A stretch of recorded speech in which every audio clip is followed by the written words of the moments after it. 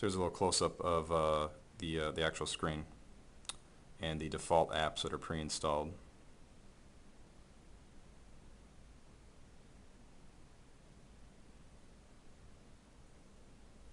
So let's go ahead and get online here. So I'm going to press the Wi-Fi settings. Didn't require much of a touch, which is nice. So we have a Wi-Fi network notification. So obviously here we go. There's Remachines, open network, which is good. This is our shared network for our customers when they stop in our store. And let's go ahead and connect there. Security, signal strength is fair and security is open. And I'm going to go ahead and hit connect. Obtaining IP address from Remachines in the upper left there.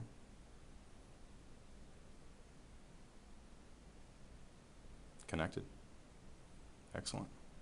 So I'm going to go back and to the hit menu. We'll go ahead and hit back here. So take me home, which it does. Let's go ahead and bring up the browser.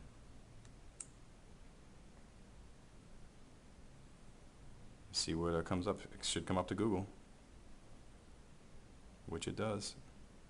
Pretty responsive, as you can see in the load bar up there. That's not too bad, actually. So let's see if we can go to some other websites.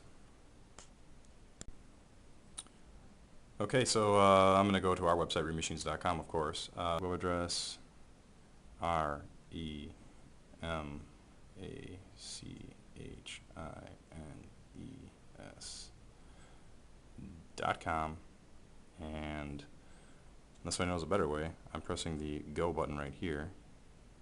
Go. There it goes. I might have bumped delete, and again, it could be the sensitivity issue of the screen. And it is loading fairly well, pretty fast. Looks like the web page is already loaded, and that's pretty good.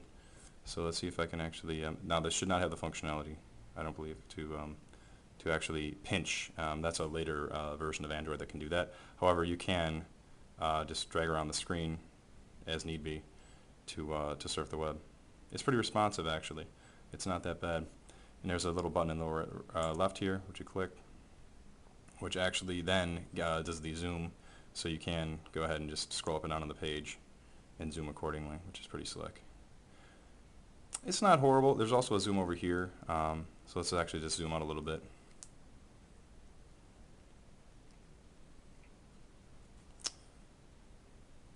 See if it does it again. You get a nice little click sound. So here we go. Now we can actually fit the website completely in the frame without having to scroll around, which is kind of nice. And so it just goes ahead and reestablishes the website and resizes it for you automatically. It's pretty good. As you can see, scrolling up and down, it's not the fastest thing in the world. It's not the slowest thing I've ever used either. From my PC experience, it's probably the equivalent of using or having multiple Firefox tabs or Explorer tabs or whatever you may have open, like let's say 10 of them open on at the same time on a machine that has, I don't know, let's say 12 megs of RAM or so, that maybe has a low Pentium 4 class processor. Things start to get a little sluggish, and this isn't a powerhouse out of the box, obviously, for the low prices that they're offering them for, but it does get the job done, as you can see, and the screen does feel pretty nice, to be honest with you. So I'm going to go to our services page. You'd recognize that. The menu bar is loading it. And there it goes, loaded the services page.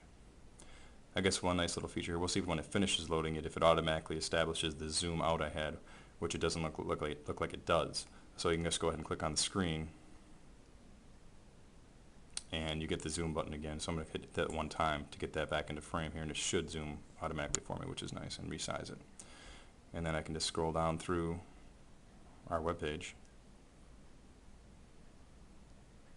check out our pricing, all the other pieces of hardware and software we support, and it's all legible. It's very clear on the screen, very nice, and very responsive.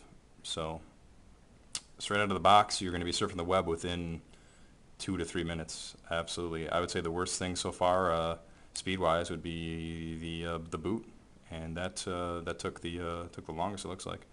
Other than that, it seems to be running pretty well. Let's see what happens when I do this. If it going back vertical, the screen does go gray, and it should rewrite the screen. There you go. Now it is in a vertical mode. And so we can surf the web either way or go back to an e-reader, which I believe this iReader app will do for us. These are recent books. Well, I don't have any books loaded, so obviously you're not going to see anything there. If I hold the screen this way, you can see it's a virtual bookshelf similar to what the iPad would have as well, which is kind of neat too. So my first impression, I am pretty impressed with a device that does have a resistive touchscreen on it.